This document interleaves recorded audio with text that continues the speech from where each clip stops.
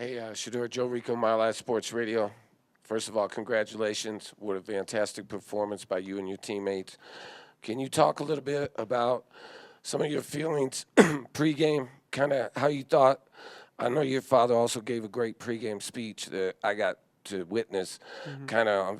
It was amazing. Can you talk a little bit about the focus and the level of intensity prior to the game? Because you guys really showed everyone what you could do. Um, the focus was there all the way. We been there. We talked about it. We had great preparation, and we knew what we was gonna get. So when we go out for pregame warm ups, I'm like, okay, this give me flashbacks of just things I seen before. So then we go out there first drive, and I'm like, okay, they not moving different. They not moving way faster than the teams I used to play. So then I'm like, okay, cool. In practice, we getting a way faster look from the one defense than we getting. So I feel like we just out schemed them, and we just had a great day. Shedeur, when you went back on film, you evaluated your own performance. Clearly, school record, 510 passing yards. But how did you feel you played? I feel like it was all right. I feel like it was cool. I feel like I missed a lot of stuff. We could have had bigger numbers and stuff like that. So it's just like I don't really like. I watched the game. I seen all like the bad clips yesterday and stuff like that, and it left a bad taste in my mouth really about it. So I'm just motivated to get out there and just have more perfection and just a better game. Hey, Shedeur, Jake Schwanitz, DMVR. Just wanted to ask you, do you think you're the best quarterback in the country? That's a biased question. Of course, I think that. I feel like everybody, I think majority of quarterbacks that's competitive are going to think that. So that's just for everybody to decide. But, of course, personally, I feel like that. Shedeur, a lot of you guys are new to Colorado. Do y'all feel like you're really bought into this rivalry week? The weight that comes with it? I mean, what's the wait? All it is game 2 for us. It's just a focus. We already got game 1 out the way. That's behind us. I don't even like talking about it, thinking about it no more. We just got to be on to the next thing. So just a preparation factor. And everybody knows, okay, cool, game 1, that's fine, but we got to move on from that. So it's gonna be more locked in, I'll say. Less mistakes. Understand it was our first time playing together and really being in the foxhole with the guys and really understanding I could count on this guy. I could count on the guys around me. I could count on the O-line to be there for me. And really just having that first test with each other. And everybody passed, So it's just time to stop making the same mistakes, and we can't do that again. Edwards Hughes Sports Report. You played a phenomenal game on Saturday. You already know that. But as you look at the tape and kind of see any miscues there, what do you see kind of on the maybe more negative side on how Saturday, like an overall performance? Overall performance, I feel like we got to get in and out the huddle faster. We can't be slow getting to the line of scrimmage. We wasted a timeout, and we know at some point that could come back and haunt us, in a game. So we just can't make those simple mistakes. We can't put the ball on the ground. I got to throw the ball away sometimes, can't take negative plays. And just understand, okay, in practice is going to look the same out there. So understanding, okay, in the game plan, whatever we got, we just got to get more reps at it, make sure everybody is in the right places so my eyes go straight to the reads and stuff like that. And that's it. Pat Rooney, Boulder Daily Camera. Shedeur, after the game the other day, Coach mentioned needing to get more efficiency out of the ground game on offense. After reviewing the film, what do you feel like has to happen there? Get the ground game going a little bit more, maybe take the pressure off of you in the passing game a little bit? Well, I feel like it's not really no pressure on me, really. It's like everything we called, it was there. It was just I made the read or I didn't. And that's just something, okay, cool, we got to tighten up. We can't miss certain reads. We can't miss that type of stuff. Can't miss certain throws. So the run game is going to be there. We just got to lean on it. And we just take what the defense give us.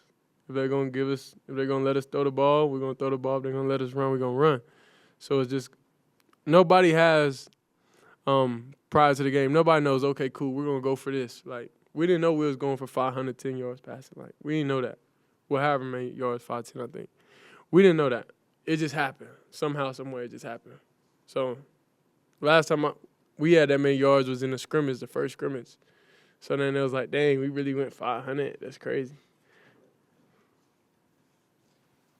Hey, Shedeur, Mick Miller, Fox 31. Obviously, you guys set a school record with 4 receivers, having over 100 yards. Can you take us into all the amount of work that you put in with your guys and also along with Coach Lewis? Because it seemed like he called a great game and you executed that game plan basically to perfection. Yeah. It was almost perfection. It wasn't, I missed a couple reads, so that's still haunting me right now, so it's just taking what the defense gives us, honestly, and knowing it's a trust factor with the receivers, knowing that they're going to be in the right places where I need them to be, because we talk about everything.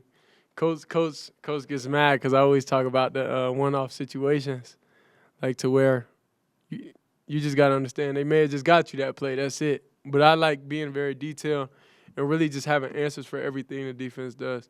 So just over-preparing, really. So I feel like that's what helped us get to having those numbers in that game. And when you get the ball in an explosive player's hand, that's what happens. And that's not the only – that was just their game this past week. We don't know whose game is going to be next week after. So anybody can have any amount of receiving yards. We're not thinking about that. It's more about where the read takes us and just being in the right spots. Shedeur, Brian Howell from the Boulder Daily Camera. You guys now have tape out there that teams can see of this Colorado team. But do you as a student of the game, do you kind of like the chess match that now goes into it and that you've now got to see what they're going to give you and try to play off of that? Nah, we kind of dictate what they're going to do. Like, we're not thinking about, dang, what they're going to give us. Like, because we already know what most likely they're going to think. We know what they're going to do. So it's just like, that's just what it is. So we just focus on, okay, how can we do this better? Like, how can I not miss this read? How could we get off the sideline faster and stuff like that? That's really simply it. If we just execute what Coach calls and do the right thing, he gives us the tools to make every play right almost. So if we're able to do that at a high level, then it's going to be hard to stop. Shedeur, Ariel Orsuto, 9 News. What have you learned about this rivalry with Nebraska since you've been here? And, like, who's kind of taught you about it? What has the team taken from it? And what are you really looking forward to in this game, specifically on Saturday? Don't wear red in the facility. And I got to take the red shirt off my website for my clothes this week. I got to make that call when I get in the locker room. So that's really, we just know the history of it. Colorado, we don't like Nebraska. Simple. So that's just what it is. We just got to focus on that. Okay, cool, we don't like Nebraska, but that's not really going to change, like, the preparation or anything like that, because we prepare like nobody likes this because we know we're going to get everybody's best game. So it's just another thing on top of, like, a little bit more motivation, just a little bit, but we got to already be motivated off rip. Hey, Shedeur, you told us in the offseason that you were going to have too much time to prepare for TCU, and we saw what happened. Now it's a little bit of a different challenge. How do you personally and Coach Lewis microwave that process having less time this time around?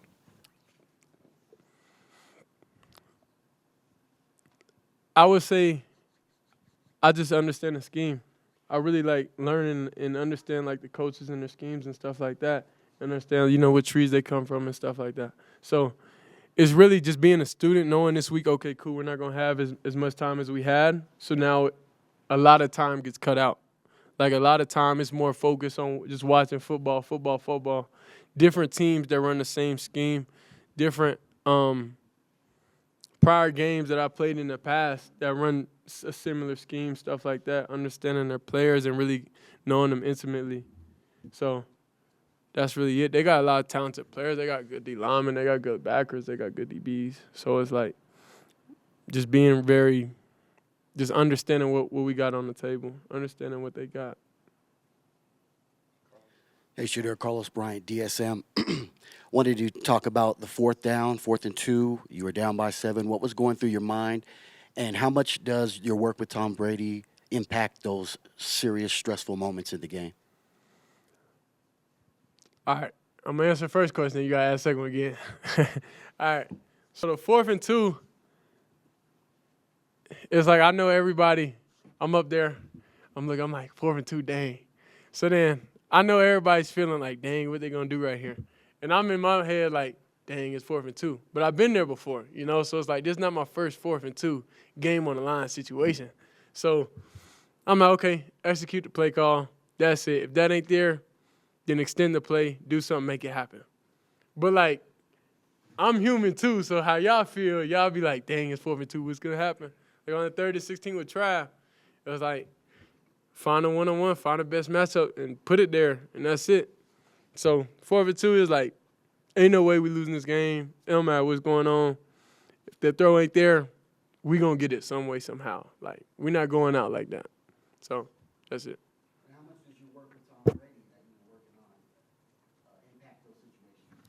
It impacts it a lot because 4th and 2, it's not a big pressure situation to me because every down you should treat it the same like it's a high pressure situation, like games on the line, because you don't know when the plays could dictate the game. You don't know which down, what it could be, interception, fumble, anything like that. So every play is a seriousness it has to me. That's just more serious because, okay, game on the line. But to me, every play is a serious. But working with Tom, it was just talking to him and understanding, okay, how to improve each week. He texted me after the game, don't be satisfied. Like, it's cool. So it was cool hearing from him, knowing he's still watching and stuff like that. But just working with him, it really helped me just understand, don't focus on the good things. We did that. That's night and day. We're going to do that regardless. Focus on the bad things. Focus on the things that we wasn't able to do at a high level. So improve that, then you got a full armor everywhere. But if you just focus on the good, the things in the light, knowing, okay, Dylan had a lot of receiving yards, but it's okay, Dylan, on this one route, you gotta make this decision. So it's just really just like highlighting the bad things that we did and watching that over and over and over and giving us that bad feeling like we can't make that same mistake. Shedeur, Pat Graham, Associated Press. Congratulations. When you're at the center of the college universe like you guys are right now and you've had the week that you did, how do you stay grounded? How do you stay humble? Or do you not want to stay grounded and humble? Do you want to just celebrate the moment? I mean, this ain't my first time here. We had it at Jackson. It was just, now it's just a bigger stage, bigger level to where it's on ESPN and TV all the time, like all day. But I don't really, I'm off social media. Not too many people have my phone number.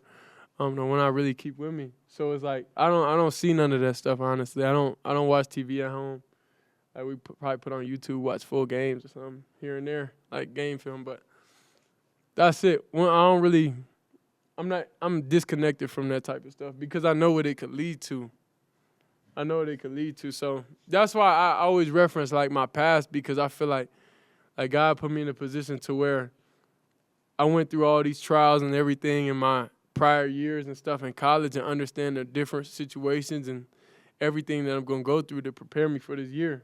So now it's just regular. I don't really have no feeling towards anything. Hey, Shedeur. Tony Casolo, Buffalo's Wire. You talk about that human element or the motions of the game. Can you give us a little sneak peek? What's going through your mind trying to watch the defense seal the game for you guys last weekend? Really, it's just me talking to the O-line. I'm not watching the defense. I just don't like watching, because I feel like when I watch, something may happen, so I just don't watch. So then I just get the guys together and tell them, like, hey, bro, we're going to have another drive. We're going to get it, bro. Ain't no way we losing this game. So it's really like a real intimate moment with the O-line, and that's where I feel like that's my highlight of the game, is really being able to look those guys in the eyes and know, like, they got my back. And we're all there mentally. We're all there knowing that no matter what happens, we're going to go there, drive down the field, we're going to score. We got to have another one.